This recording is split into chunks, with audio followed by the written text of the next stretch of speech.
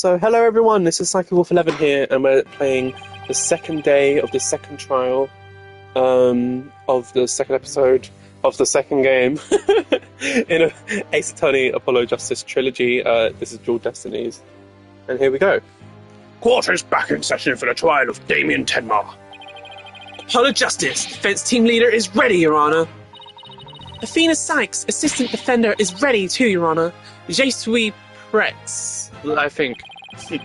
As chipper as always, as ever I see. And in French, no less. And the prosecution, Yeah, I don't think I pronounce. I don't know how to speak French, I'm very sorry. If it was Spanish, I could get away with it, but that's about it. So look at these shackles.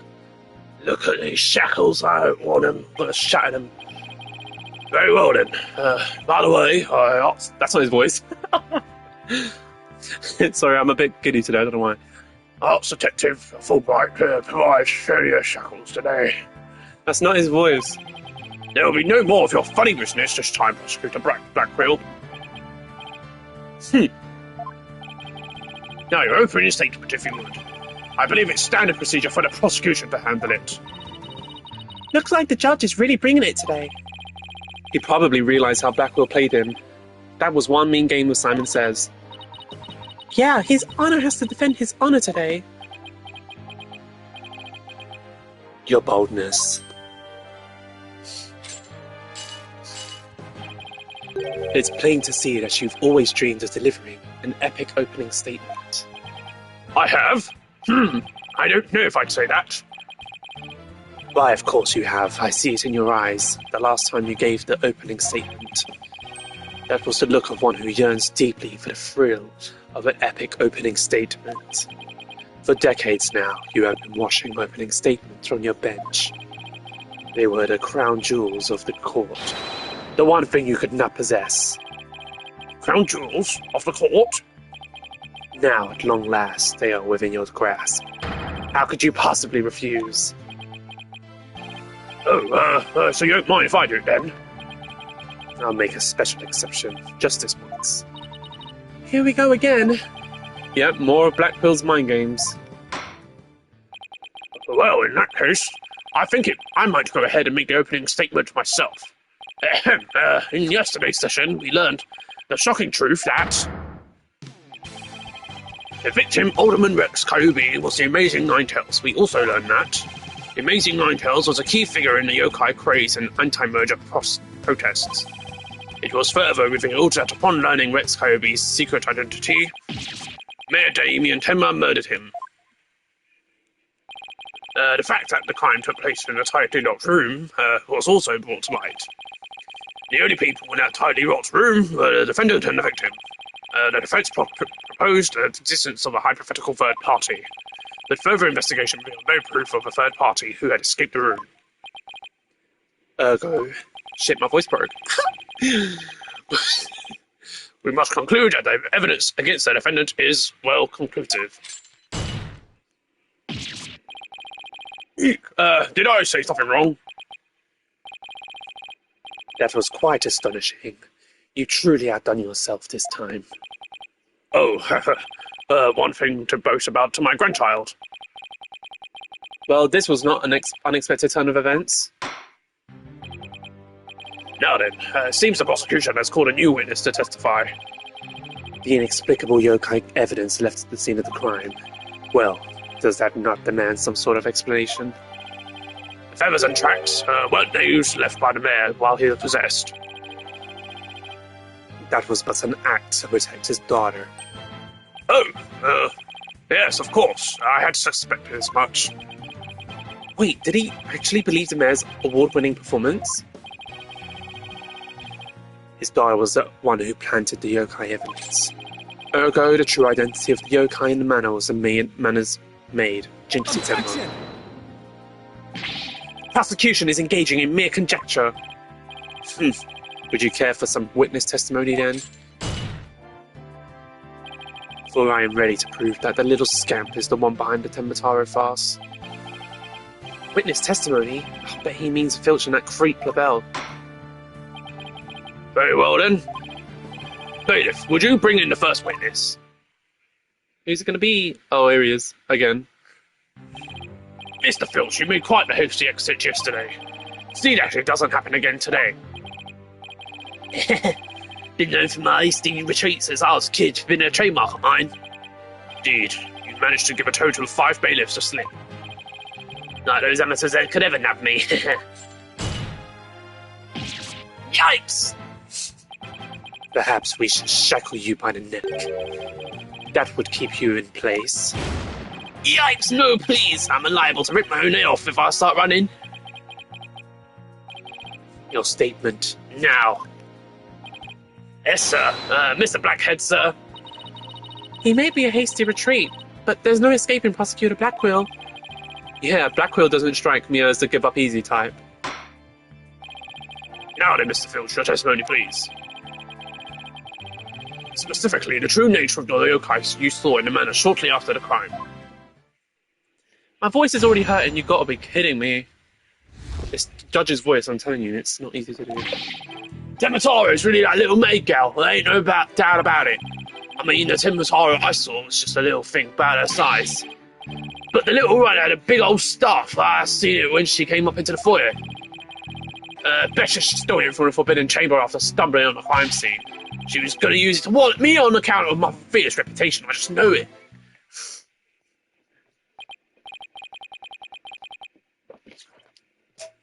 So, Temotaro was short in stature, and that's because it was Miss Jinxie Temotaro all along. You betcha. Besides, all the rest in the manor are way taller than her. Feigning height is but an easy thing. But a big ox like the defendant could never pass for short. What if Temotaro impersonator was walking on their knees? Well, no knee walking, I seen it myself. Then perhaps the yokai really was Miss Timber after all. All monsters are not but tricks, either of the mind or the cheap part of variety. So you're saying she created an illusion, like one of those magical eye things? Precisely. Human senses are easily deceived. Take the fellow in the cell next to me. Each night he cries and screams about some ghost he thinks he sees. But in truth, it was simply the janitor. Ho ho ho! Prosecutor Blackquill just gave up the ghost, literally. The janitor's deathly complexion and an all-white attire are no doubt partially to blame. That and the fact that he constantly mutters about taking vengeance for this or that. That actually sounds like a real ghost to me.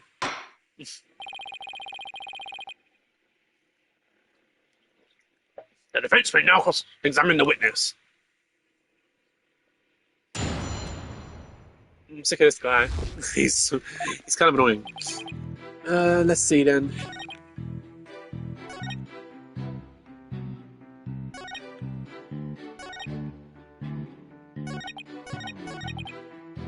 Hold it!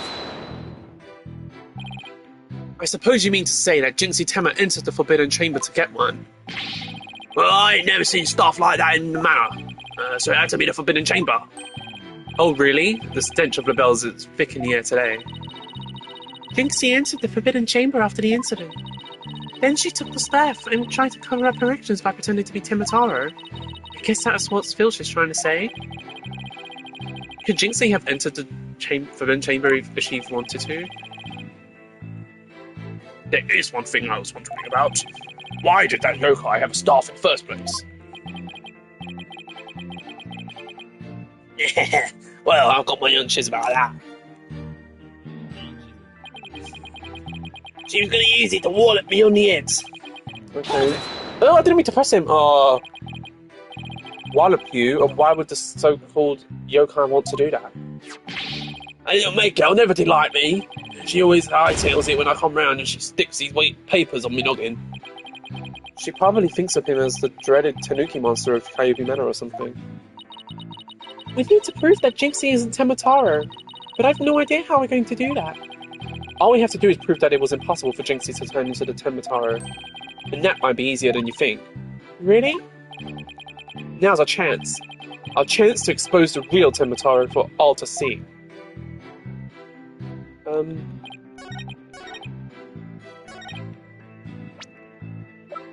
Is it the key? There's only one, the key that Mass Swallow took from the car. Objection! It would seem that Tenmataro was, in fact, not this innocent little girl. Oh, how'd you figure that? You claim that Tenmataro you saw had one of those staves from the Forbidden Chamber, but it would have been impossible for Miss Tenma to get a hold of one. Care to elaborate, Mr. Justice? The mayor swallowed this key shortly after the murder. He wanted to keep the killer out of the Forbidden Chamber. What's this? This key was deep in the mayor's stomach when Miss Tenma discovered the crime scene. So you see, it would have been impossible for her to get into the Forbidden Chamber. In short, the Tenmataro seen holding that staff could not have been Jinxie Tenma. Ah! Yar! What?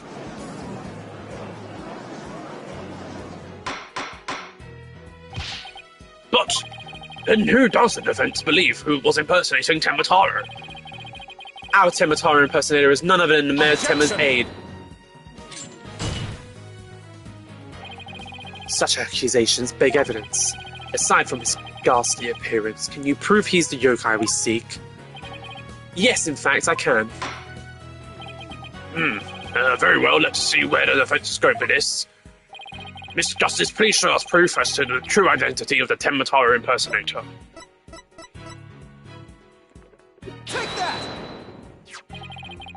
We found this hand cream in the Forbidden Chamber, and we know that whoever was Tenmataro took one of the stains out of there. In short, I believe whoever this hand cream belongs to is the yokai impersonator we're looking for. But Mr. Justice, how do you propose to identify the hand cream's owner? I'm glad you asked, Your Honor.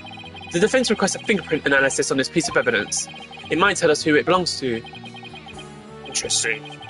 So we expect to find the yokai's prints there. Very well. I hereby call a short recess while we wait for the fingerprint results. No need for that, your boldness. We have the prints of everyone at the manor that day. You called, Prosecutor Blackwell? Could anyone be more whipped? Fulbright. Shit, that's why his voice. Fulbright. Analyze this for prints. You have 3 minutes. Your wish is my command. Very well then, I guess we'll just wait right here.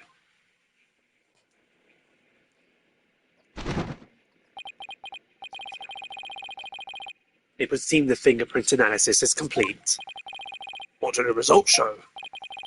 What in the world? They're Florent Lebel's prints, aren't they?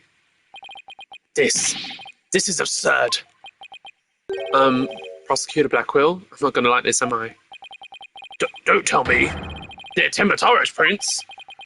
Fingerprint analysis has revealed that the prints belong to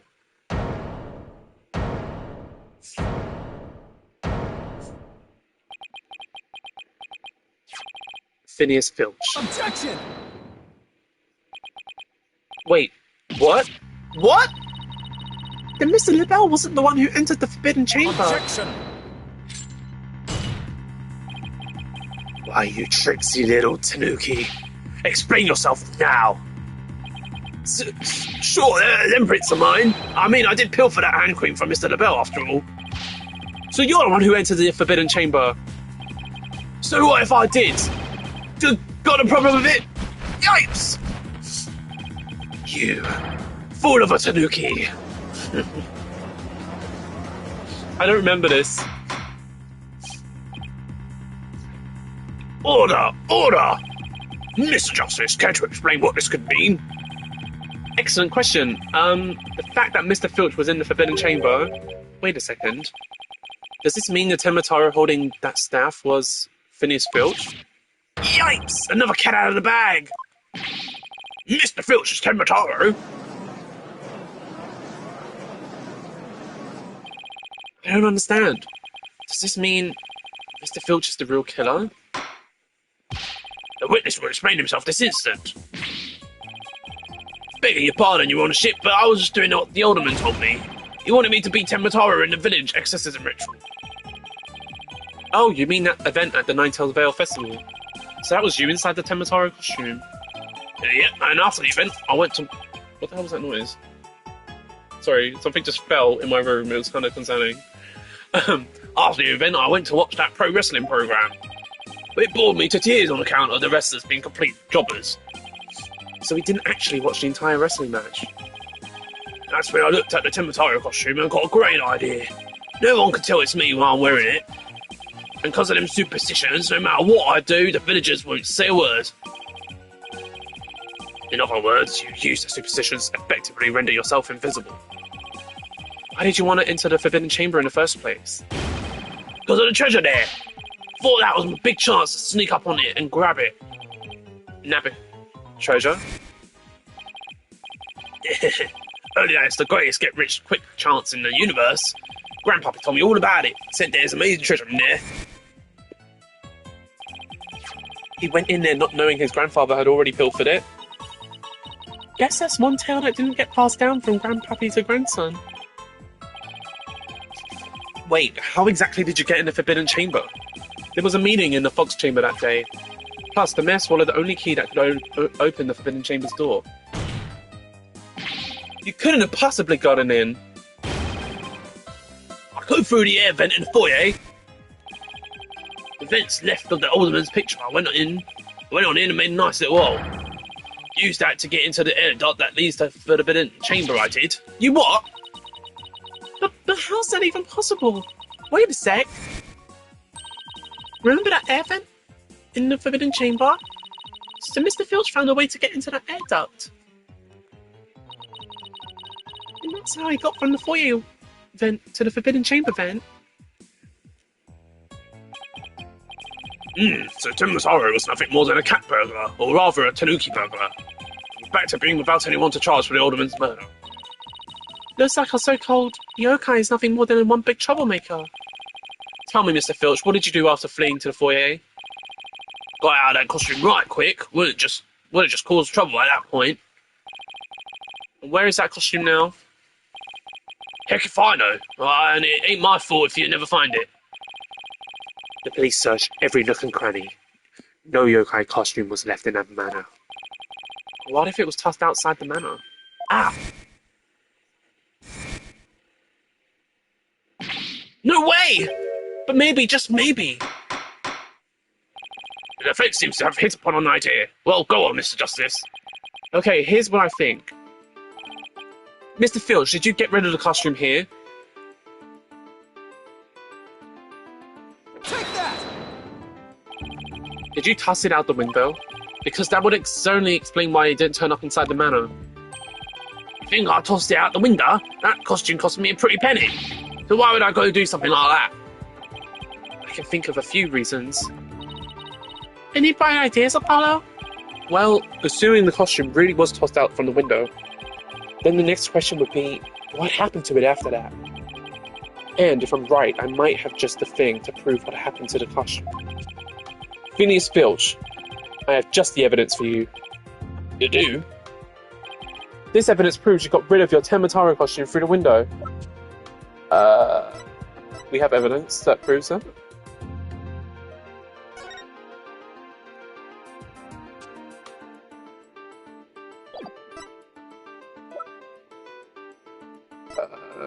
What? Oh. Take that! Oh shit. I thought it was because he was gonna get caught by the security camera. No, it does not. Shit, I'm sorry! Back to the drawing board. What would happen if the costume was tossed out the window? I must have some sort of evidence that can show that would happen. What would happen? What would happen if the costume was shot open? Are you talking about the paper? But I already saw that! Oh. Oh, that's... But... Temotaro flying through the sky. And just how does that... I'm so stupid, of course it's that. But he already looked at it, that's why I wasn't thinking about it. trying to justify my stupidity. I mean, he did look at it. And just how does that prove Mr. Filch threw his costume out the window? It's quite simple.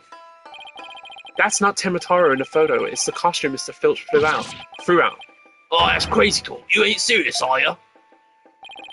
There's a steep cliff right outside the foyer window, meaning the manor is pretty high up. The costume flew through the air after it was tossed out. That's when the photo was taken. In other words, the photo of Temotaro really was a flight of fancy. What? Yikes! Oh my, so that really was never a yokai. Oh, I can't keep any of them cats bagged. Can I still file a claim for the lost costume? This more than proves the defense position. Jinxie Tenma had nothing to do with staging the yokai sighting. Care to raise any objections, Prosecutor Blackwell? None whatsoever. I'll deal with that Trixie Tanuki after I've dealt with this case. We did it! What did we do? We did nothing. Good going! Now all we have to do is make Florent Nobel take the stand. Objection! I don't think we did anything.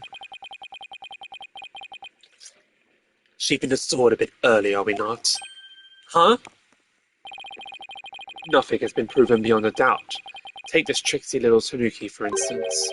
How do you suppose he was able to exit the Forbidden Chamber? That's what I was thinking. Like, how it's so high up. Probably the same way he got in, through the chamber's air vent. What are the feathers and tracks at the scene of the crime? They would suggest that the Tanuki exited through the chamber door, not the air vent. Objection! But the Forbidden Chamber doesn't open from the inside, so what are you saying makes no sense. Right? Someone on the outside opened the door for you. Isn't that right? Yeah, that's right, Mr. Blackjack. The door suddenly sprung right open. Sprung right open? Who was on the other side? Didn't get a good look on the account of the sun glare. Like how the reflection from my head blinds fellow moviegoers emerging from the dark.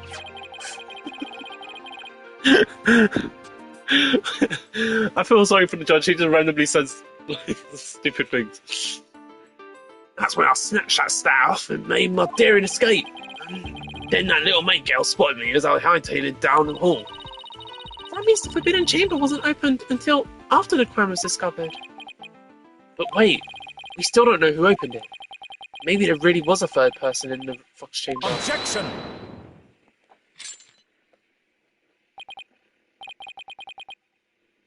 Well, you little Tanuki, when the Forbidden Chamber opened, did you see the accused passed out there? Nope, only one there was the alderman, and he was dead as a doornail. If the accused wasn't there, what do you suppose he was up to? Uh-oh, I don't like this. Where this is going. Oh, don't tell me. Plainly, the only one who could have opened the Forbidden Chamber was the accused, Damien Tenma. Ah! Arr! Hold it! Hold it! Wait a second! There had to be somebody else besides the Mayor Tenma there. The Mayor Tenma. Really? And who might that be? Oh, well, that would be... Objection! It seems our feisty little lass here has forgotten the most important thing. Evidence. I didn't forget. I was just testing your attention to details. Miss Sykes, you can't prove your point without proof of some sort. It's a proven fact. Sorry. Guess I put my foot in my mouth again. No, Athena, we're definitely onto something here. We are? Think about it. If Filch was stuck inside the Forbidden Chamber, one of the alibis we heard would no longer hold any water. Water! The defense would like to call a new witness to the stand. Someone who knew Mr. Filch was stuck in the Forbidden Chamber, and by virtue of knowing this, has an alibi that no longer adds up. Not that insufferable. Here he comes. Very well, the court will hear what Mr. Justice has to say. Whose alibi no longer adds up? Labelle. Take that! Why, that's the defendant's aide, Florent Nobel. Didn't he claim to be in the foyer at the time of the crime? True, but in his alibi, he also claimed Mr. Filch was in the foyer too. However, as we all know, Mr. Filch was not there with Mr. LaBelle at the time. In short, Mr. LaBelle's alibi has disappeared. Florent LaBelle's alibi was one big lie. Isn't that right, Mr. Filch? I reckon there ain't no keeping that cat in the bag here, neither. It was all Mr. LaBelle's idea. He told me he'd button his lip about me breaking into the Forbidden Chamber. And in return, he said he'd vouch for each other alibi. Shame on you, Mr. Filch. Perjury's a serious crime, you know. Oh, shucks. Mercy, Your Honourship, mercy.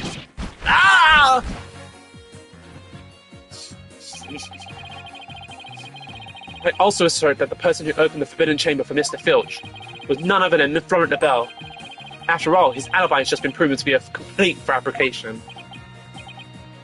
See, we will take a 20-minute recess, after which time we will see what Mr. LaBelle has to say for himself.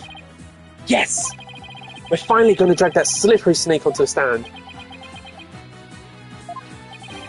In the meantime, the prosecution will question Mr. LaBelle about these new allegations.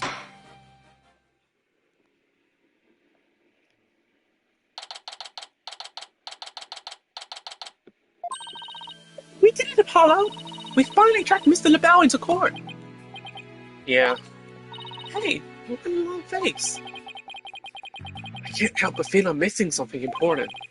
Plus, Prosecutor Blackwell's bound to mount a counterattack. You really are worried, Ward, aren't you? It'll be fine.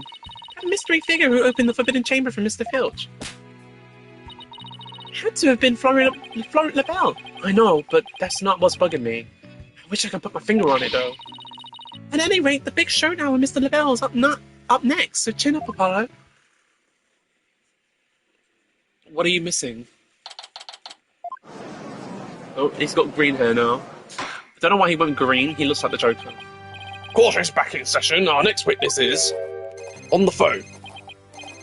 Yes, I'm acting on behalf of the mayor in this very important matter.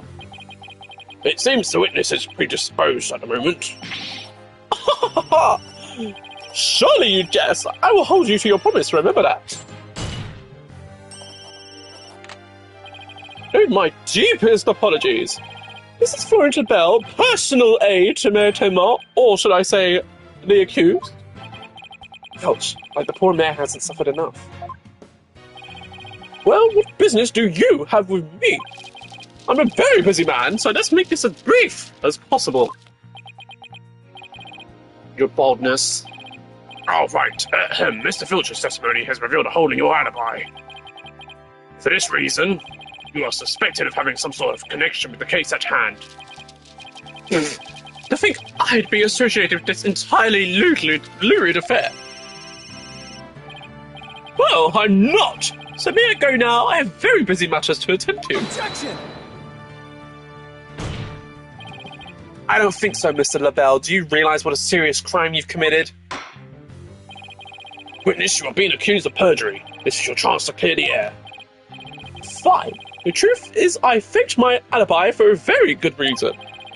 The mayor was obviously the killer, so I created a fake alibi to confuse the matter. You see, as his personal aide, I felt I had to protect him. Sorry! You think this is funny? Without your alibi, you're a suspect too. What were you really doing at the scene of the crime? Time of the crime? Peasant! How dare you accuse me, one of the most beautiful people! Stop stalling and tell the court what you were really doing at the time of the crime. What did he say? Oh. Silence!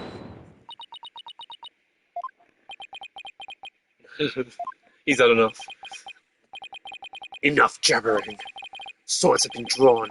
The time for talk has passed. Swords? What swords? This is a duel to the death. The fate of the accused rests in our hands. Begone, ye of cowardly heart. The battlefield hath no place for ye. Again? Oh my. Spare me, please!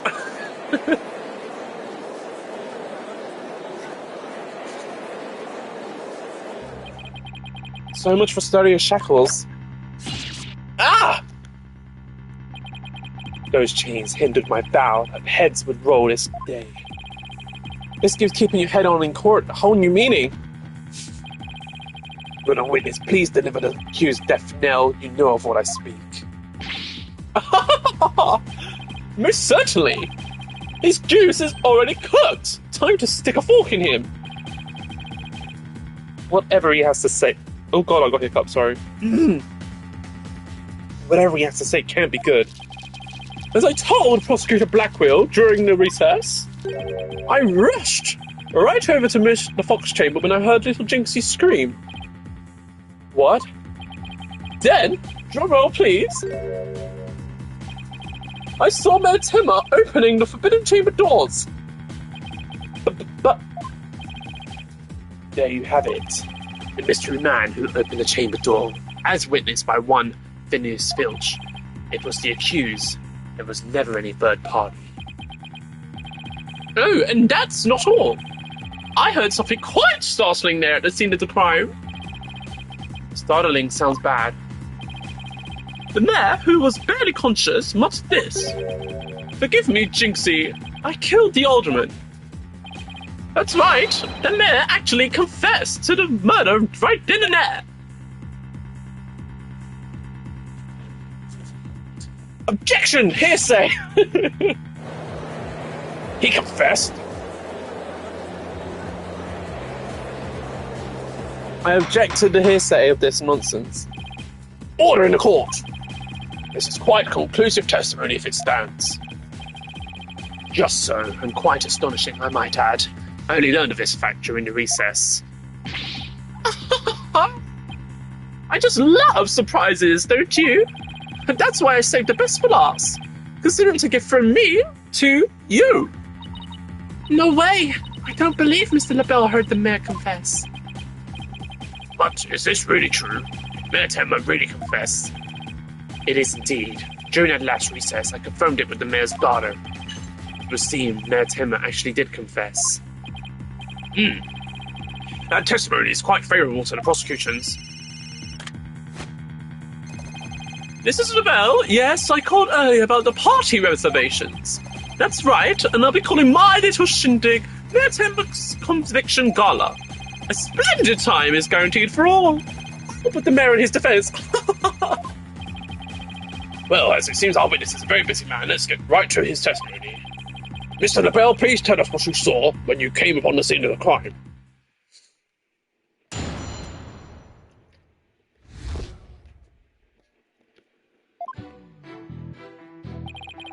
I was in the hallway hiding in the shadows. That's when I heard the confession. Upon learning of her father's crime, little Jinxie fled without ever noticing me. Immediately after that, the mayor came to, stood up, and opened the forbidden chamber. As I ran in terror, the demon emerged from his prison. In shock, I fled down the hallway to my right, to the one with the phone at the end.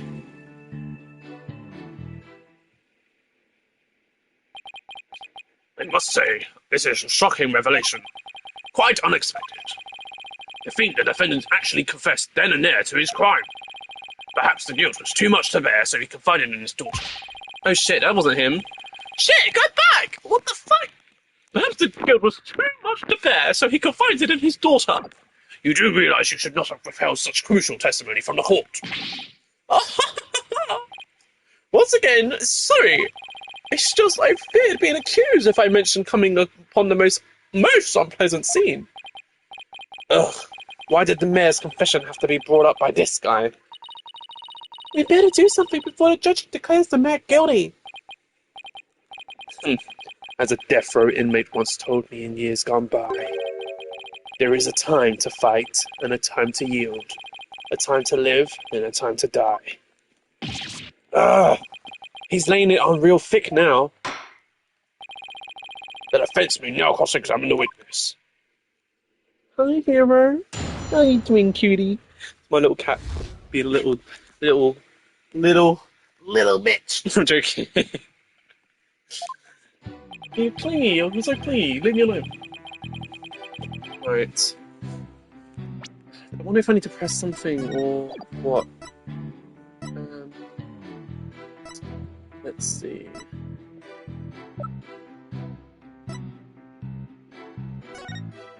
After leaving the scene and calling the police, they passed each other at a bend in the hallway as he made for the point.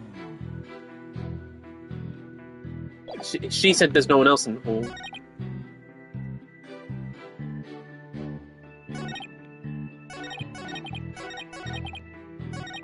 But he said she didn't, he just didn't see her. He was there.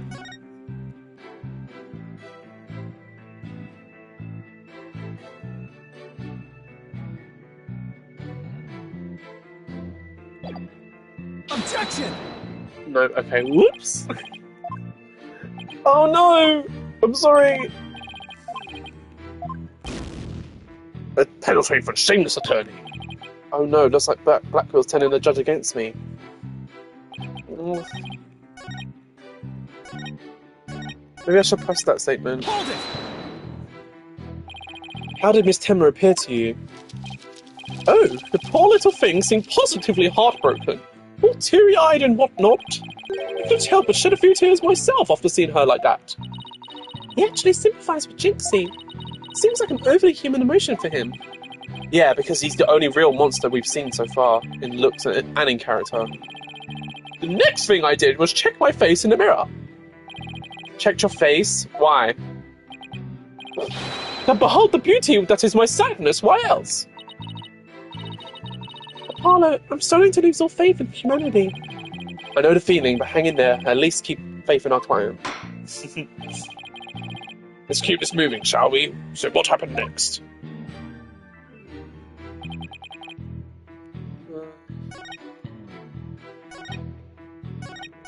Should I just press everything? I'll leave the first one for now. He opened the forbidden chamber, but why would he do that? Who knows? Maybe he wanted to free the demon Timotaro. Objection! The courtroom is no place for fairy tales. Remember, you are under oath. Hello, Nabel speaking. Yes, I will certainly explore the matter. Toodles. The matter, Toodles. Now, where were we again? You were going to tell us the real reason why the mayor opened the forbidden chamber. Oh yes, of course. Hello, this is LaBelle. Good one, sir. You are an absolute riot. Okay, bye. You were saying? Never mind. This is a waste of time. He's just going to tell more lies. The witness will focus on his testimony, not his phone calls. Now, tell the court what you did after you saw the mayor open the forbidden chamber. Well, after that...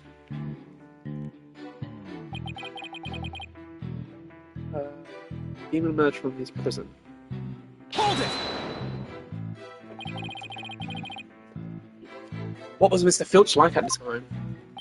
He was shouting, I can't see! I can't see! It's the Kaiser Timotaro! Then he took off running like a madman! He must have been blinded by the sudden light flooding in. Wrong! What? He set eyes upon me! And was thus blinded by my radiant beauty! So it was the curse of Florent LaBelle rather than Timotaro. Yes, I'm afraid such beauty can be a curse. It's almost criminal. The only thing criminal here is your ceaseless jabbering. Now get on with your testimony. Oh, forgive me your darkness. Let's see. Oh yes, I fled for dear life from Timotaro, and... Mouth is so strange. Like, I think he's like overlined his lips with some weird lipstick. It looks horrible. Hold it! So after you fled into the hallway with the phone at the end, Timotaro ran off towards the foyer?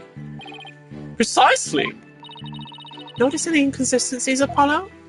Well, Jinxie also saw Timotaro, right? She did. She said they passed each other in the hall after she made the call to police.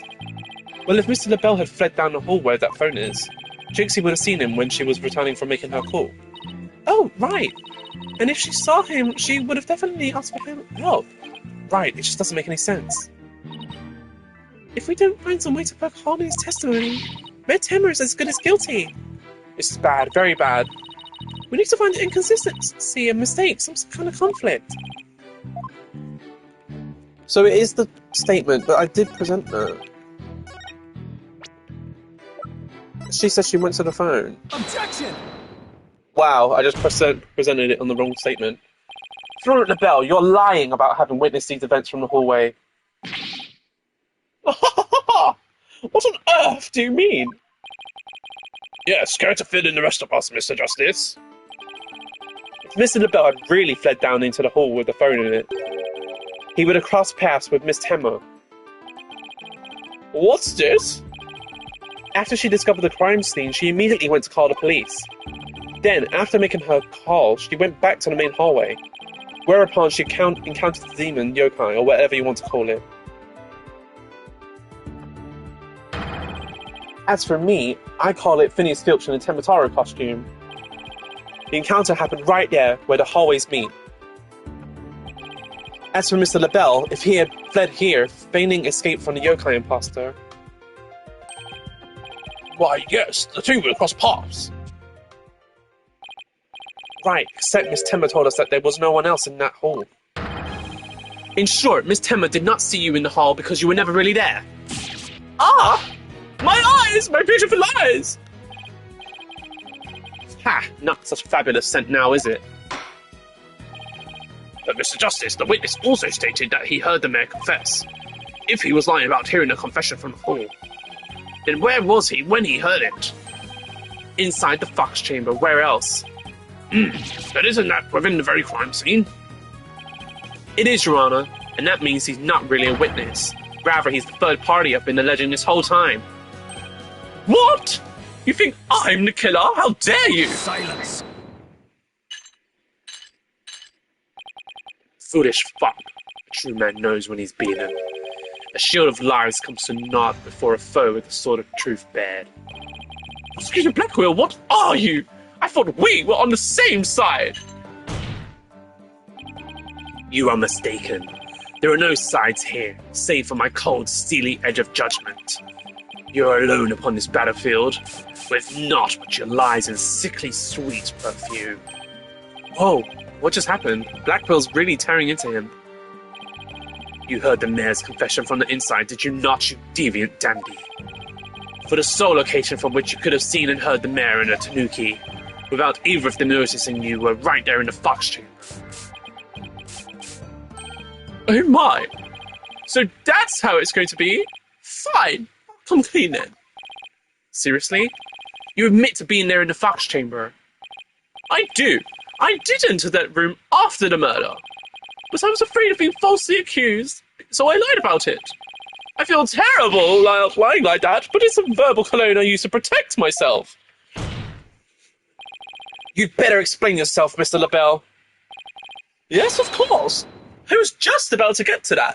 The witness is skating on thin ice. I will remind you that perjury is a very serious crime. Now, let's hear your testimony again this time without your perfume of lies.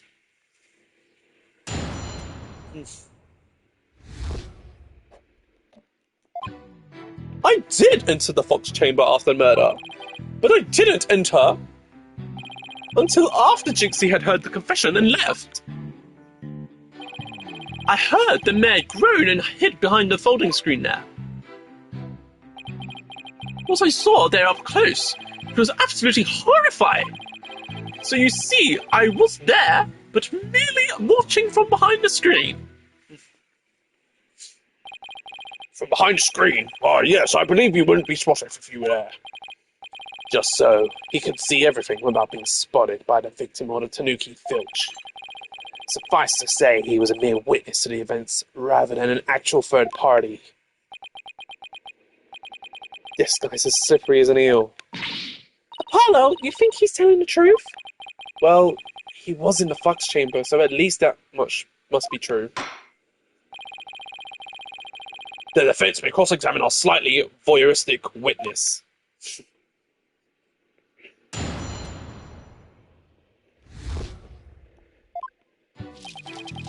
I did enter the Fox Chamber. I didn't until after Jinxie heard the confession. I heard the mayor groan and hid behind the folding screen.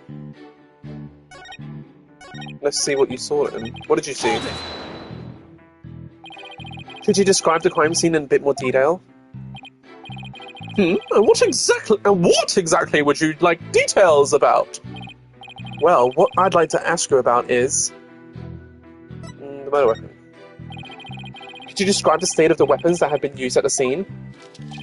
The spear had been thrust all the way through Alderman Kyubi. Then there was that statue the Alderman used to bludgeon Mayor Temma. That incredibly inspiring symbol had fallen to the floor. Oh right, that statue. But why would he find it inspiring? Why exactly did you find the statue inspiring? Well, when I saw that statue, I felt as if the merger had been realized. It was like a celebration of union between town and village, an inspiring symbol of goodwill. A broken statue next to a bloody corpse? Real inspiring. Inspiring. Well, Mr. Justice, you consider this statement to be important? Is it important? It's very important. I believe that to be extremely important. I request that it be added to the testimony. The statue had fallen to the floor. It was a token of goodwill celebrating the municipal merger. That's funny, because it's not what it is, but it ain't. It was. It's not now. Your lies have finally betrayed you, Mr. LaBelle. What possibly could you mean? You said that statue was like a celebration of union between town and village. Isn't that correct? It is indeed, but what of it? The two yokai are joining hands in goodwill, as if they were celebrating the municipal merger. Something the matter? So, how did you really know that this statue was meant to be a symbol of goodwill again? What? Justice Dono, explain yourself, and make it quick. This statue was meant to symbolize goodwill in its original form, but that was a secret. A secret? Whatever do you mean? What I mean is that it broke when someone used it to strike Mayor Temmer on the head. What's left clearly makes it look like the two yokai are battling it out. That statue's secret and its true form were lost inside that locked room. For Miss Temmer is the only living soul who should know what it once looked like. So, Mr. LaBelle, where could you have possibly seen the statue in its original form? What do you mean, where? The only possible answer is this. You saw the statue in its original form, right there in the room where the alderman was murdered before it was broken. How dare you! Mr. Justice, are you accusing the witness of some sort of crime? Yes. Yes, I am. Florent LaBelle, I accuse you of the murder of Alderman Rex Kyubi. Ah!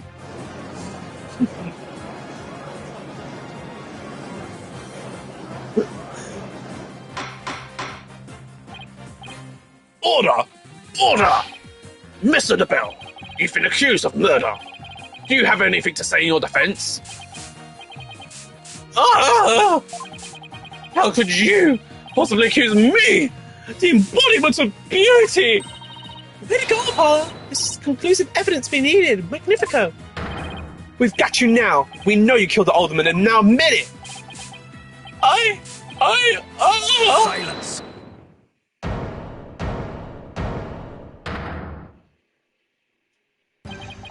Enough of your silly games, Justice Dono. This prancing peacock could not possibly be the killer. Objection! What are you talking about? His alibi is already crumbled to dust. And I just proved that he was in the fox chamber while it was still locked tight. Silence. Why could he have not seen the statue in its true form before the murder? After all, he was close friends with the alderman. Ergo. Yes, that's right. I clearly remember it now. Alderman Kyubi told me about it. About what the statue actually looked like.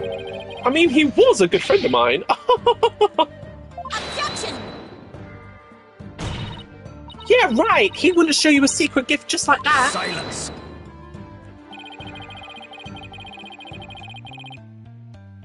Moreover, it was... Oh, shit. Moreover, it was already proven that he was not present at the scene of the crime. It has? Forgotten, have we? Recall the little scamp's statement, if you will. When Jinxie Temmer unlocked the fox chamber, she saw the alderman and the mayors collapse therein, and no one else. Oh, dang it. The fact is, it was you two who made that apparent in yesterday's court session. Thus, Florent LaBelle could not possibly have been in that locked room. No! Ah! I just don't get it. How could Jinxie not have seen LaBelle? The proof is incontrovertible. No room for debate exists. Am I not right, your boldness? It does seem awfully conclusive. The facts point to the defendant and the victim being the only people in that locked room. Moreover, the defendant had already confessed. Objection! Silence! You cannot defend the indefensible. Your role in the charade is over, Justice Dono. But... Your boldness. This trial would last an eternity if we were to keep crossing blades with these simpletons. It is high time you brought down the hammer of justice. A point well made. I believe it's time to declare a verdict. This court finds the defendant, Damien Tenma,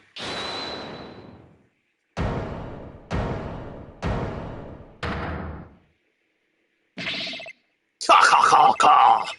It would seem that my time is at hand. Mayor Tenma? Counselor, there is a matter to which I must testify. I record it now only for your good graces. Counselor? Oh, right, he must be me. Has he finally remembered what happened before the blow to his head? Bailiff, don't just stand there, seize him! It's no good, I can't restrain him. Know me and despair, for I am Tembataro, demon lord of the yokai.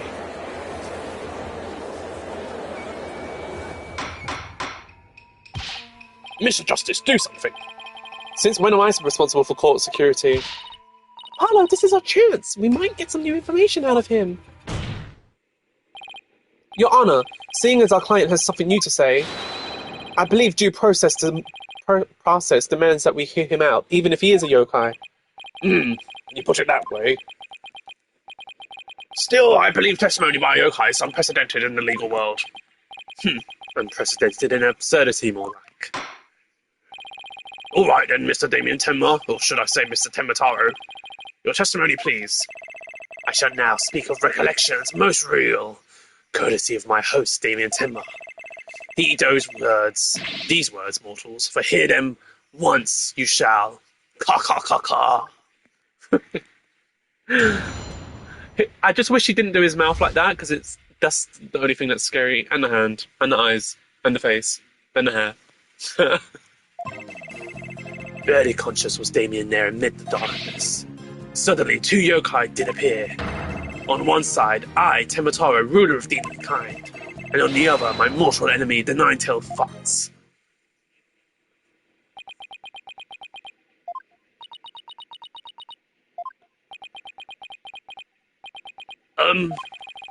So is the defendant asserting that the room he was in was very dark at the time? Strange as it may be, yes, indeed all was in darkness. And the part about Tembataro and the nine-tailed fox being there? Yes, that too. Tembataro towered overhead and the nine-tailed fox glittered gold. I call animal abuse, Your Honor. It seems the defendant's recollections are not to be trusted. Yes, well, truth be told, my host's recollections are still a bit fuzzy. As if half-dreamt, that happening lingers in his mind. Apollo, maybe I can help here. Really? Oh, you mean... Yeah, I can hear it, the discord in his heart. I sense an unusual emotion in the mayor's memory of the event. Okay, I just hope our findings don't come back to haunt us. Again.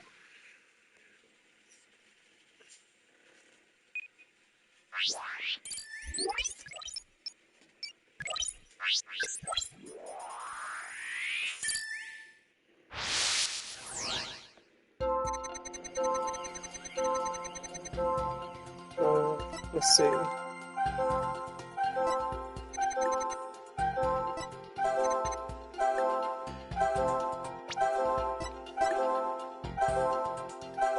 Got it!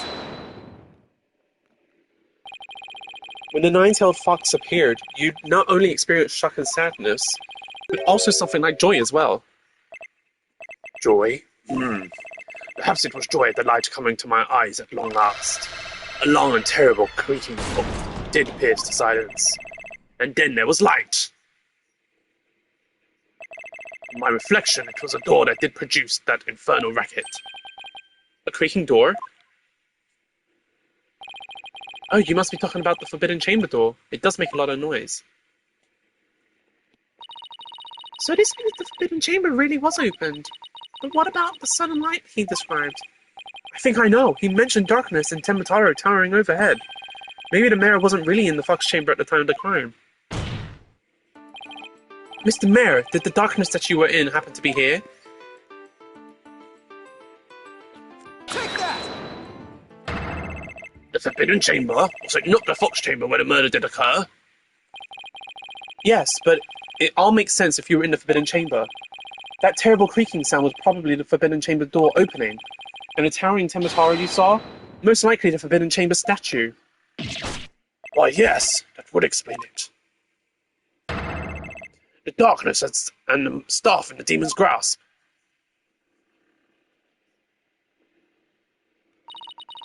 But even if that's all true, then what about the nine-tailed fox?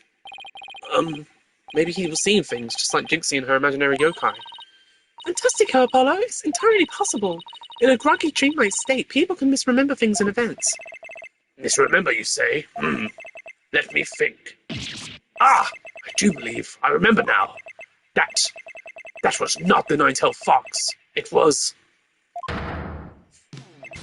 the Amazing Ninetales! What? The Amazing Ninetales? At first, this is but a dream, I thought. Now, however, most clearly do I recall it. It was an Amazing Ninetales who did open the Forbidden Chamber door.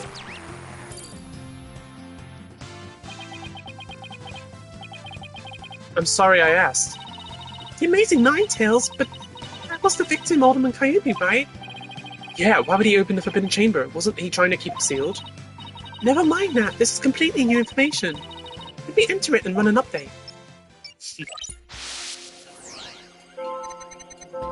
Barely conscious was Damien there in the Forbidden Chamber. Amid the darkness, a mighty statue of Temotaro loomed overhead. Suddenly the door did open, and a shaft of light did pierce the gloom. The Amazing Ninetales had come to the rescue. Why is he upset about it?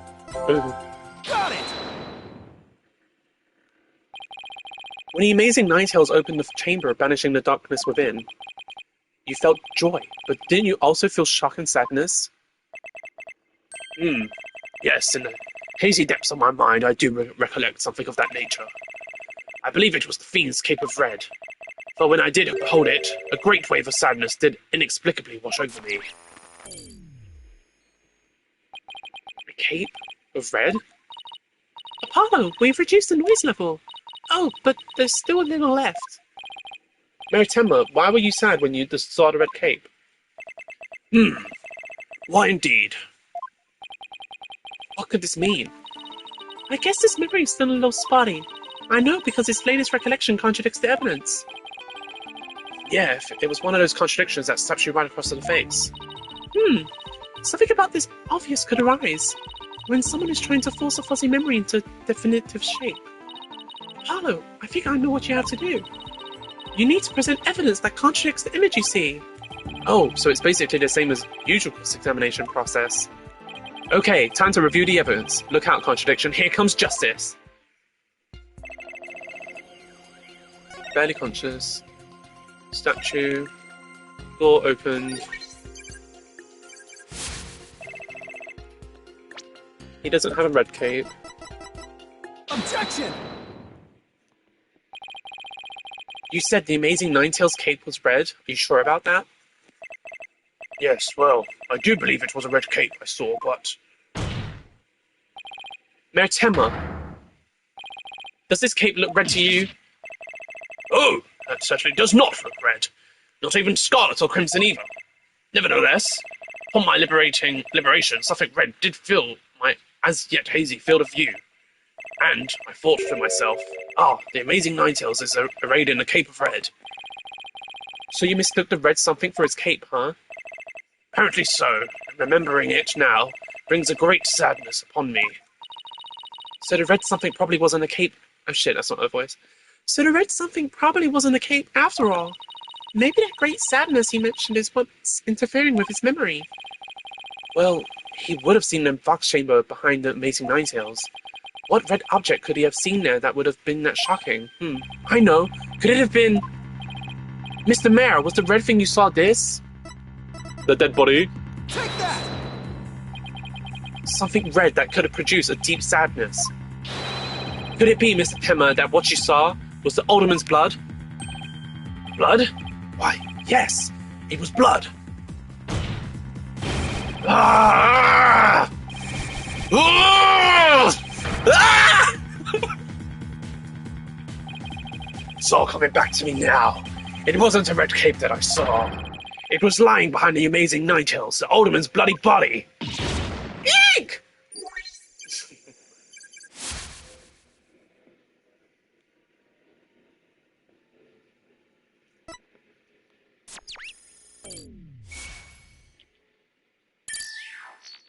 Bye-bye. His noise level's down to 0. I think he's remembered everything now. Does this mean the Amazing Ninetales killed Alderman Kyubi? But the Alderman was the Amazing Ninetales, so how exactly would that work? Hey, I asked you first. Well, Mr. Justice, you sure know how to make a complicated matter even more complicated. True, but at the time of the crime, our client was in the Forbidden Chamber. Moreover... Silence. Hoy, don't you think this is strange? The little scamp has already confirmed her father to be in the Fox Chamber, but she said naught about seeing the Amazing Ninetales there. You just had to bring that up, didn't you? Jinxie didn't see LaBelle there either. It's so weird. Who really was in that room then? Who really was in that room then? Would the defense care to share any theories with the court? Can you explain the inconsistency between the defendant's testimony and his daughter's? Yes. Yes, of course I can explain it, because if I don't, we're in serious trouble. Not with more of your blasted fairy tales, I trust. Fair warning, Justice Dono, I shall have your head if you fail to explain this. Eep! What about a good old-fashioned penalty? Well, Mr. Justice, let's see if you have a head worth keeping on your shoulders. First of all, Mr. LaBelle was definitely in the Fox Chamber while it was locked. We also know that Mayor Temmer was in the Forbidden Chamber based on his testimony. These two facts are crucial to my explanation. So let us consider the following question. If the facts point to Florent LaBelle and the victim being there at the scene, why did Jinxie Temmer see the victim and her father met... What? Oh, why did Jinxie Temmer see the victim and her father, Mayor Temmer? Very good question indeed. And I suppose you have an answer for us. Sadly, you would be supposing wrong. You think she could have mistaken LaBelle for the mayor? Well, she did. Then the question is, why did she do that? Well, how about that explanation, Mr. Justice? I believe the time for questions is over. The defense asserts that Florent LaBelle was at the scene of the crime. However, Jinxie Temmer has testified that she saw her father collapse there. If she has, in fact, misremembered the event, what could have made her do so? LaBelle was disguised as Temmer. The figure Miss Temmer saw was not her father. It was Florent LaBelle disguised as Damien Temmer. Silence. That is a complete impossibility. Their faces are utterly unalike. How could you explain that away with a mere disguise? Yes, they do have incredibly distinctive faces. Maybe the disguise completely hid his face? I think Jinxie would have mentioned if she couldn't see her father's face. And if it was that sort of disguise, wouldn't she have removed it? Oh, right. Your sword is as dull as your mind, Justice Dono. Shall I show you what a truly sharp blade is capable of? I think I'll pass. Ah! Ah!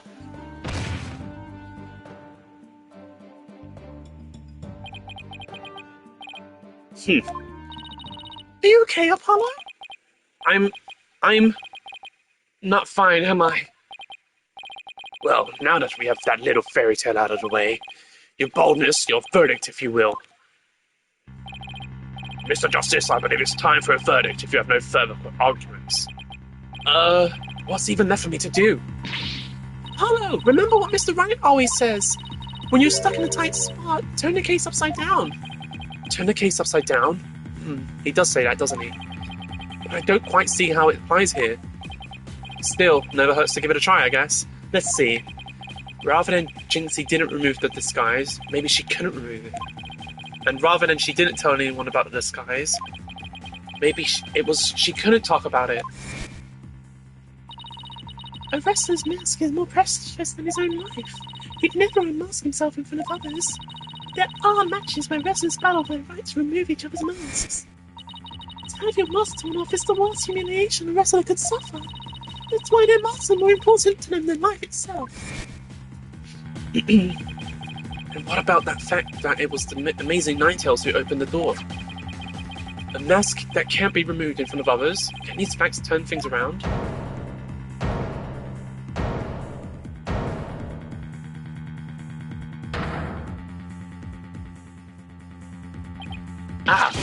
Ah! We got it all backwards! Apollo? I think we might have made a huge mistake. Your boldness, I see no need to further indulge them in their silly little farce. The defense has no proof. They never did, and they never will. Then it seems I must... I do have proof! Do I? Announce my verdict, that's what you said. Do you now? All right, but this better be good, Mr. Justice. We can solve the remaining riddles by turning all of our assumptions upside down. Why Jinxie Timber mistook Mr. LaBelle for her father. Why she couldn't remove the costume or tell anyone about it in the first place. These riddles are inextricably linked to Mayor Temma's secret identity. A shocking secret identity that will turn the entire premise of this case upside down. This piece of evidence clearly reveals Mayor Temma's secret identity. Take that! Yeah! What absolute claptrap! Poppycock! Balderdash!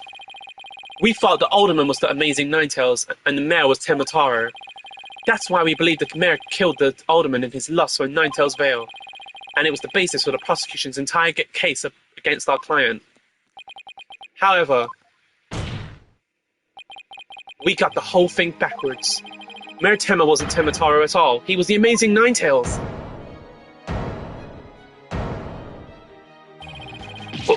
What's this?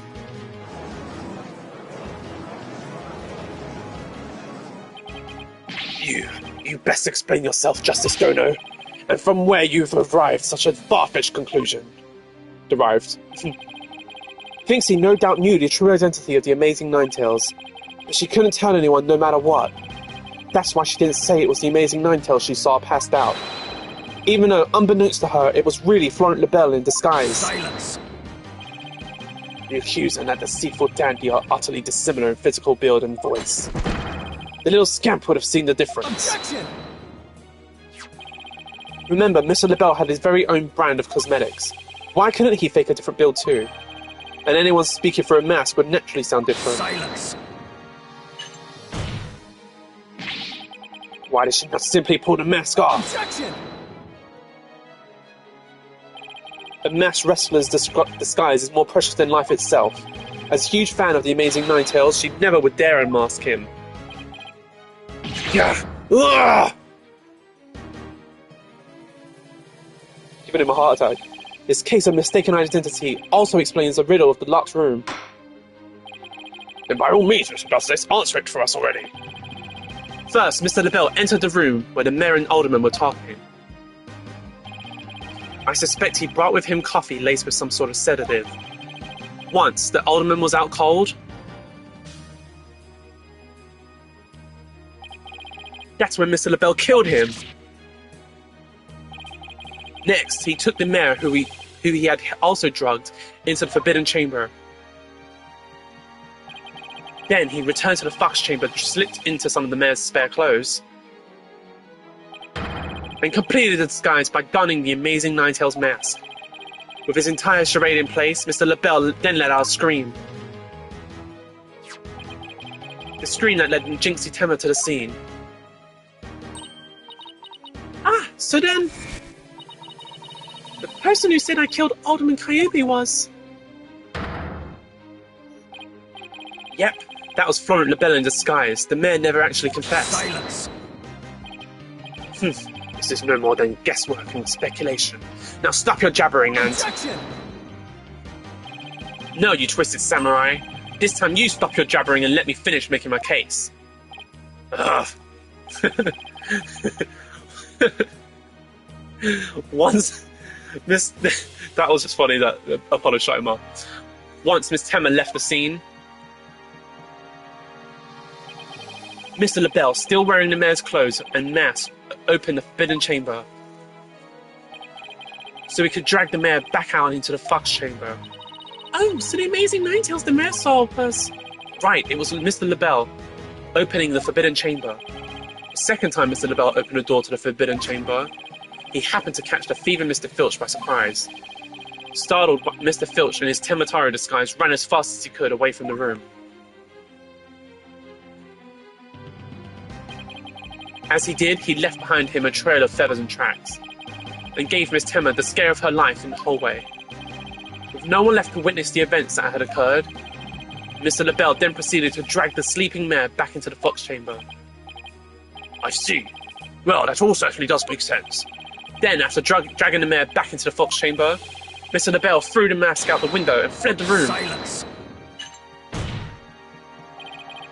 For this absurd theory to work, it requires the defendant be the amazing Ninetales. However, he was the one pushing for the municipal merger.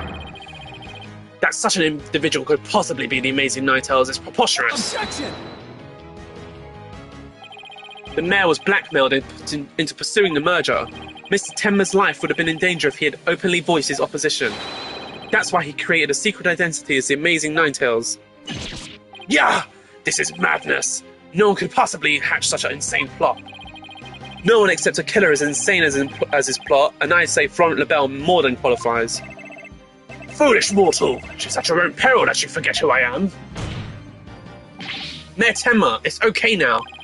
Jinxie will be safe just as soon as Mr. LaBelle is arrested. You are the amazing Ninetales, aren't you?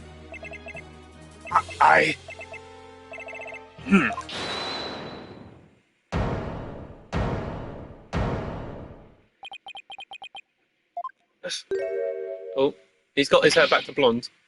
He dyed it in the meantime. You have quite the active imagination. Mayor Temma is not the amazing Ninetales. Objection! What do you mean? Well, has the mayor admitted to it yet? But that's just... And even if he did admit to such nonsense, I would reveal the truth behind Temataro right here and now. What? Why, you would dare reveal the secrets? My good friend the Alderman told me all about it. But it wouldn't be good to expose the truth. What with the superstitions now, would it? The truth behind Temataro? What's he talking about? So go ahead, say it! Say I am the amazing Ninetales, I dare you! Objection! Wait, will somebody please explain what's going on here? Mayor Temma will do anything to keep the truth behind Temataro a secret. A dark, terrible truth that has been kept secret by the village superstitions. And if the mayor admits to being the amazing Ninetales, you expose that truth? Right, I won't have him walking free because of some nonsense you made up. So what now, Justice Dono? Without the mayor's admission, your theory is as useless as you are in battle. I'll show you who's useless. Apollo, don't you dare give up now. I know. Your Honor, I believe Mr. LaBelle's statement warrant a thorough cross-examination. After all, the true identity of the amazing Ninetales is the cornerstone of this case. You do have a point there. Please answer this court, Mr. LaBelle. Is the defendant the amazing Ninetales or not?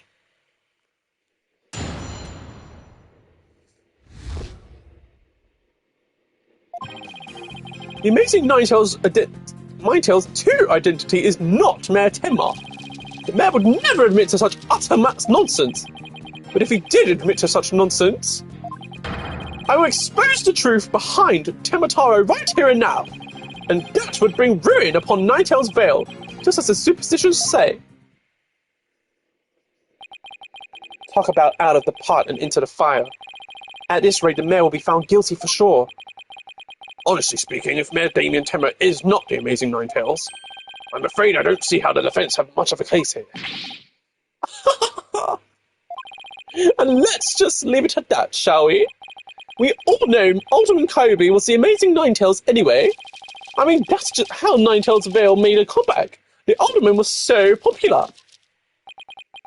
There's gotta be a hole in that testimony somewhere, but I don't even know where to start.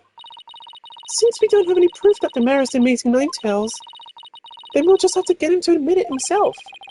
If he admits it, the bell's going to expose the secret behind Temotaro. Ugh, we're so close, I know it. The defense may cross-examine the witness. What do we do here?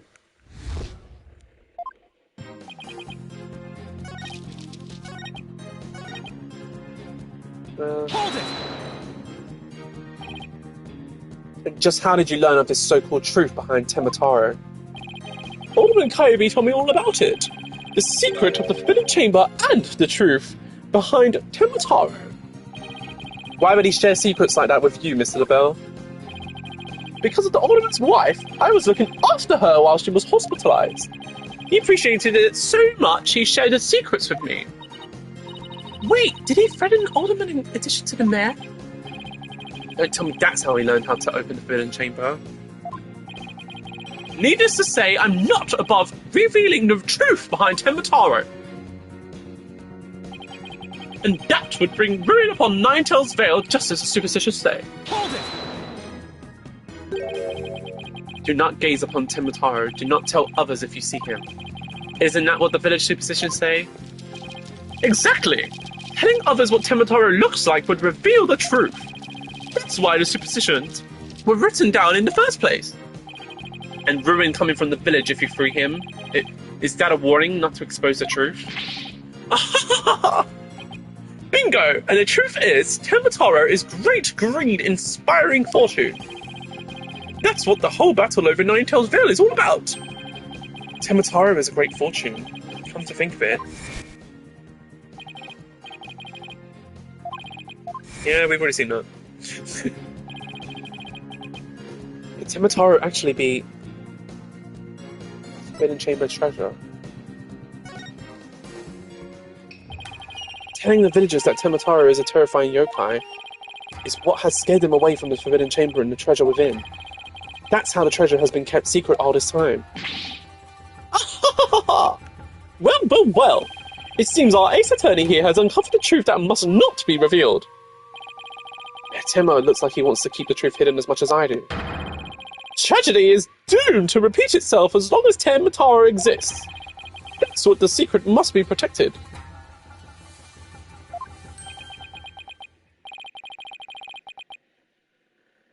As long as Temotaro exists, huh? Mr. LaBelle, please add that statement to your testimony. Tragedy is doomed to repeat as long as Temotaro exists. Objection! Mr. LaBelle, what if Temotaro no longer existed? Revealing the truth would no longer be an issue, would it? If Temotaro no longer existed... What on earth are you talking about? Oh, apparently you haven't heard. Temotaro no longer exists. But I guess you didn't get to do a thorough search after the key was taken from you. Because when we searched the Forbidden Chamber, there wasn't any treasure there. Really? Well, maybe you weren't looking in the right place. Sorry, but I have proof that Temotaro no longer exists. Take a look at this figure. What do we have here? This looks like some sort of creature. We found this in the Forbidden Chamber. It's an Azuki Kozo figure. The great thief Azuki Kozo used to leave them at the scene of his crimes. Are you suggesting that Temotaro had been stolen? Yep. Phineas Filch's grandfather and master thief was the culprit. And by that hideous moronic caretaker's grandfather, no less. You! No! My beautiful golden Temotaro was... The greed inspired by Temotaro can no longer bring ruin upon Ninetales Vale. Isn't that right, Mayor Tema? The root of tragedy would indeed seem to be gone. In fact, I now recall the Alderman revealing the secret to me on the day of our meeting. He must have been speaking of Temotaro, for he said to me the gold ingot was gone. The gold ingot? You mean the treasure that in Temotaro's true form? Recall, if you will, the scroll in the Forbidden Chamber. Tembataro is the yellowish object shown there. A giant gold ingot that my nomadic ancestors bestowed upon Ninetales Vale. In return for that gold, my ancestors did receive from Ninetales Vale land that would become Tema Town. But drive the villagers mad with greed did that great fortune. Bitter was their great greed-fueled battle. It was as if they were possessed. My ancestors' gold became a curse upon their village, a curse of ruin. Thus it was that Yokai Tembataro came to be. So Tembataro and the village superstitions were merely fairy tales to scare people away. Fairy tale or not, Tembataro made quite the mess of things. Yes, indeed, for there is no greater monster than a mortal man's lust for gold. Well, you know what they say.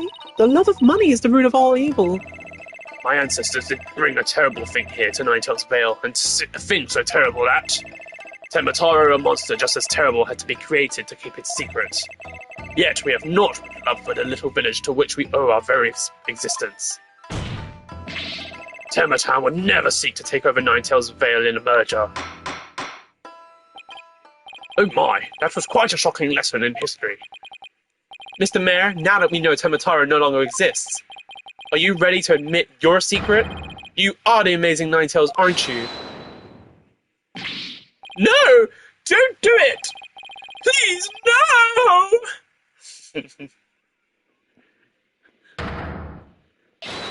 Begone, you demented demon! Ahem.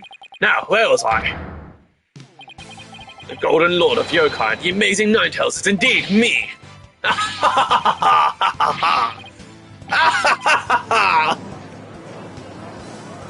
Oh lord. And that means Jinxie! Yes?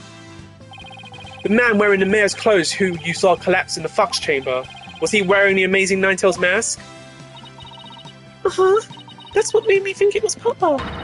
He said he was going to reveal his secret identity to Alderman Kahubi that day, so it really wasn't Papa I saw there, was it? It was Florent ideas from the start. He'd advised me to reveal my secret identity to the Alderman. Yeesh. Rube Goldberg machines have less elaborate setups than the Bell scheme. You may rest easy now, little Jinxie. That monster's deception is through. Caw, caw, caw, caw. The true facts behind this case have finally come to light. Mayor Temma did not kill Alderman Kyubi, but Florent LaBelle did. How dare you, peasant! No!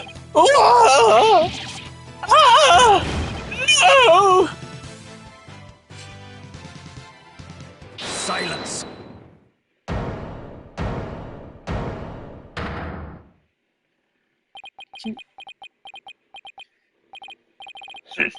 Justice Dono, you should at least have a real blade in your hands if you decide to cross swords with me. Or have you mistaken this battlefield for a training ground?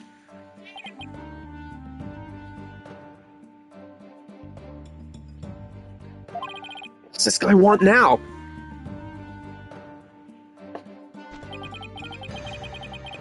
Evidence like a razor-sharp blade that cuts through bone and stirred with butter. But you have only blind guesses. A dull blade incapable of cutting even a cake. He had you there, Mr. Justice. After all, evidence is everything in court of law. But they're right! Let's see some evidence! Of course a perfect being like me wouldn't leave any incriminating evidence behind. This is the final battle, just as a samurai must live and die by the sword. You will live or die by the evidence you hold. My swift blade of judgment awaits. Now, present your conclusive evidence, or don't you have any? Oh, crud. Do I have anything conclusive? Of course I do. Evidence? Oh, I have evidence. You do? Of course. It's just the conclusive evidence we need too. I'm going to finally prove Mayor Tenma is innocent. Here comes justice. Let's go! Let's review the facts. The most damning evidence against the mayor was the crime scene itself.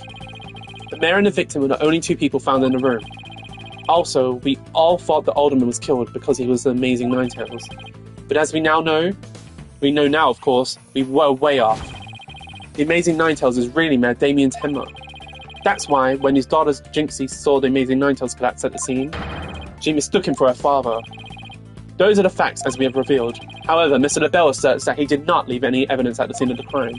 But he didn't say anything about evidence outside the crime scene. Maybe he isn't as clever as he thinks he is. Does any of the evidence outside the crime scene provide any clues?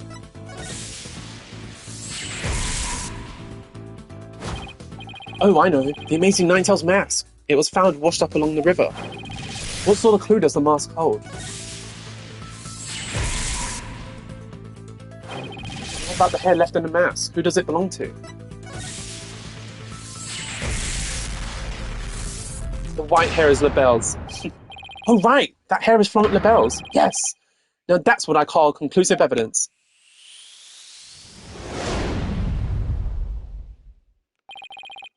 Well, Mr. Justice, do you have any conclusive evidence to present to this court? Of course I do. Observe this mask, if you will. Give me 1 second, guys.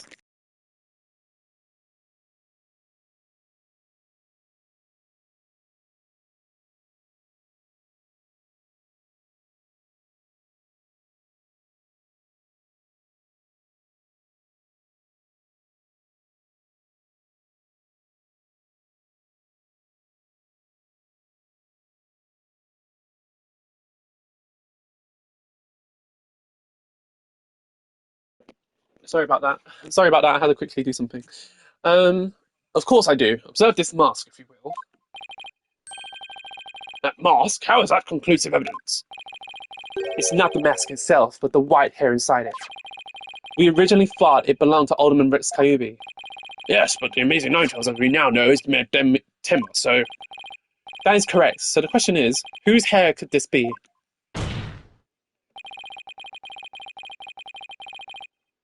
And the answer to that is the last person to have worn it before it was discarded. That would be you, Mr. Florent LaBelle. What are you talking about? I never had a hideous white hair like that! Silence. It would appear your coup de grace failed to hit its mark.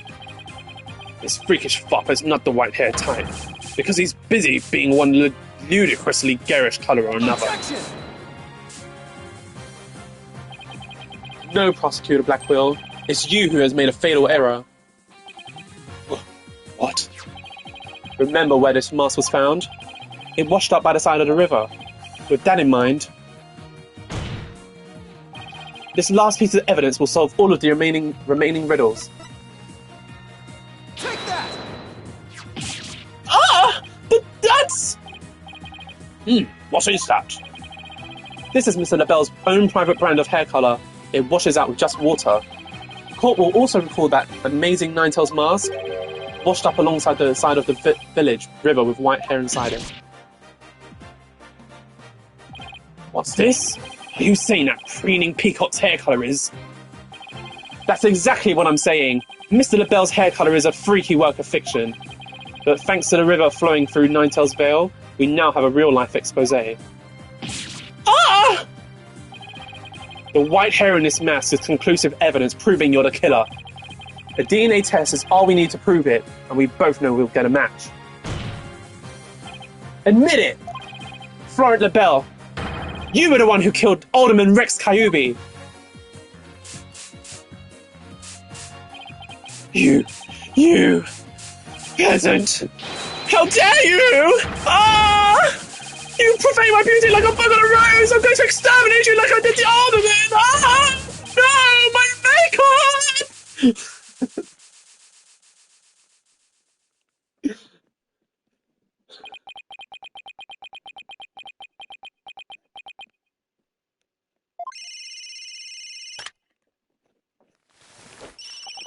Hello, this is LaBelle. What? The project is off? This is LaBelle. The sponsors have pulled out. LaBelle speaking. I'm fired. You mean I'm no longer Mayor Timber's aide? Hello, this is LaBelle. What? There's a stratospheric damages claim against me. $100 million. I'm finished! Washed up! Stick a fork in me, I'm done!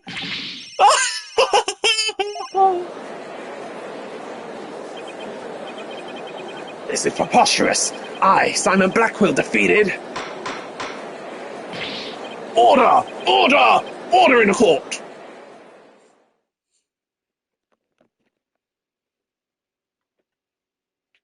Well, that was a bit of a scene, wasn't it? Well, this is quite the unexpected outcome. I must hand it to you, Mr. Justice. You really turned this case on its head, just like that other lawyer, Phoenix Wright. Wait, that was a compliment, right? Prosecutor Blackwell, what have you done with Mr. Florent Lebel? The defaced man has withered like a flower without water. One of the officers is currently tending to him with a sprinkler. Wouldn't that just wash even more of his makeup off? Allow me to explain the actions of the guilty party in detail. The motive, of course, was to steal the gold ingot known as the Tembataro. However, few are allowed into the manor due to its cultural ties to Ninetail's Vale. The Bell set in motion plans to gain access to the manor and the gold within via the merger. But the efforts of the amazing Ninetails saw those plans come to a halt. And thus, the Bell murdered the alderman and attempted to pin the blame on Mayor Tenma. I see. But what I still can't comprehend is why would he go after the gold in the first place? Mr. Lebel doesn't look like someone who is in need of financial aid. Lebel hid his past well, much like he hid his beauty within makeup. With makeup, he's mired in debt. Debt due to pouring money into a brand only he could love. Which is why he sought the gold with such ferocity. Too bad for him, someone else had gotten to it first anyway. I see. Very well then. I believe it's time I declare the verdict. This court finds the defendant, Damien Tenma, not guilty.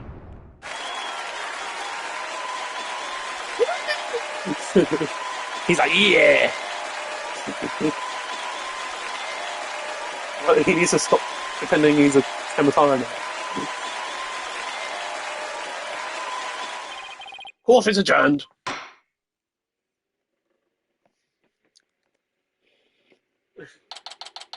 Kisses for the kitty!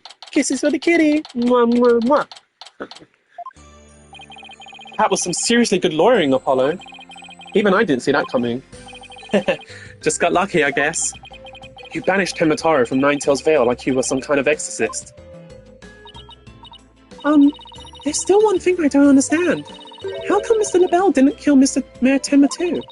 He could have set it up so the mayor murdered the alderman, then died from a counterattack. That would have removed at least one possible fly from the ointment.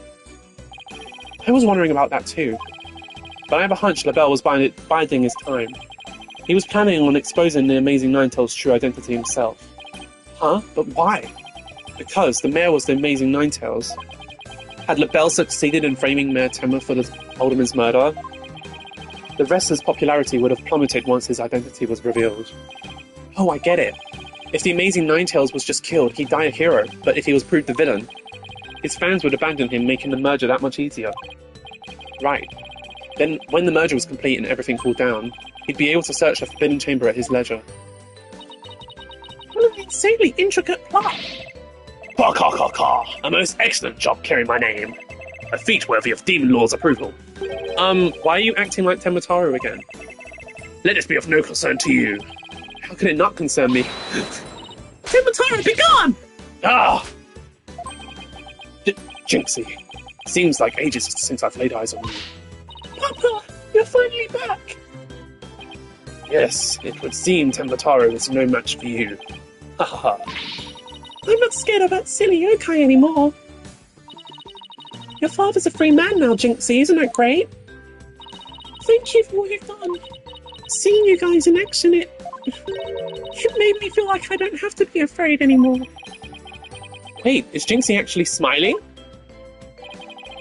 This is all thanks to you two. Too bad the amazing Ninetails will have to retire. Aw, how come? Once everyone hears I'm the amazing Ninetails, my fan base will know. After all, I'm not the most popular of people, another reason for my secret identity. I don't see how I could possibly continue. I think you've misjudged yourself. Take a look outside. Say now that you mention it, what's all that noise out there? A big crowd gathered outside the courthouse once the news broke. Seems they want to get a glimpse of Mayor Damien Temmer, the man behind the mask, and to root for your return to the wrestling ring. Rooting for me? But I thought I was nothing more than a malefactor in their eyes. The only one who really matters is Jinxie. Show her how cool you really are. Yeah, you're the coolest when you're out there fighting in the ring, Papa. Jinxie. Here, I think you'll be needing this. Take that! Thank you. Now, if you would excuse me. I don't want to keep my fans waiting.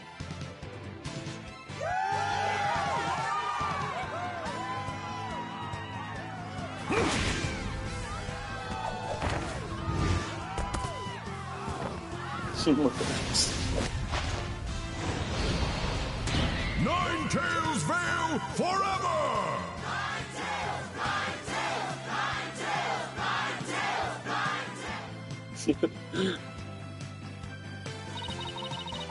I sure hope they can settle the problems between Timbertown and Ninetales Vale. Me too. I'm sure they'll be fine. After all, the blackmailer slash killer is behind bars and the murder is no longer an issue. Plus, the amazing Ninetales is obviously still a hit. And I suspect Ninetales Vale will be too. And it's all because we believed in our client. Just like you said. Okay, people. Now that we've got that one in the bag, let's go get something to eat. I'm starving. Sounds good. I've been so nervous I haven't eaten since yesterday. Better keep eating, Apollo. Or you might have to start looking up at me. Huh? I'm definitely past my growth phase, and you should be about past yours too. Are you kidding me? I'm just getting started. Ready or not, it's face stuffing time. Keep eating like that, and the only direction you'll grow is sideways. Very funny. But I've got a hollow leg. I can eat as much as I want without gaining an ounce. Really? Wow, I can't wait to see this. Calories? Just let them try to stick on me. Alright already, you two. Let's get going before this old man closes shop. Aldoon's Noodles isn't an all-night stand, you know. I'm with Mr. Wright. Let's go! I've been waiting to have a bowl from there ever since Mr. Wright told me all about them. Well, what are we waiting for? The noodles are on me today, so I expect some serious eating from both of you. Yay! Thank you, boss! Won't let you down. Fina has no idea what she's getting into. Mr. Aldoon's noodles are so hot and salty. 2 bowls would kill a man.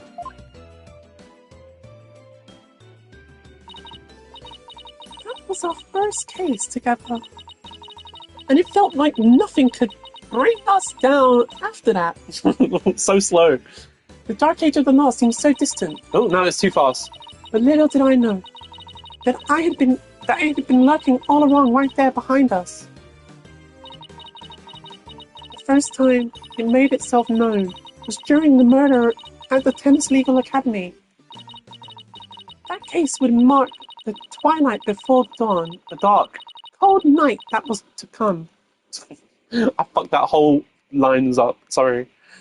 But that is the end of the episode. LaBelle is such a twisted villain. Like, the manipulation is strong.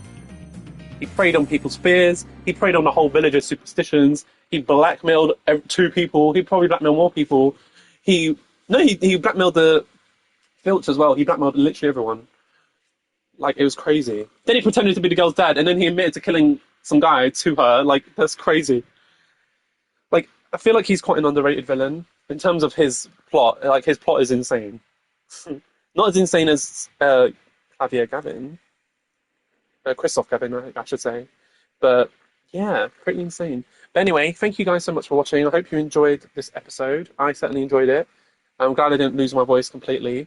But yeah, I'll be uploading to YouTube and yeah. Wait, someone followed me? I didn't even notice. Sorry, I didn't give a shout out. Continental Raid and Cozy Blowout. Thanks for the follow, guys. But yeah, see you all in the next one. Peace out.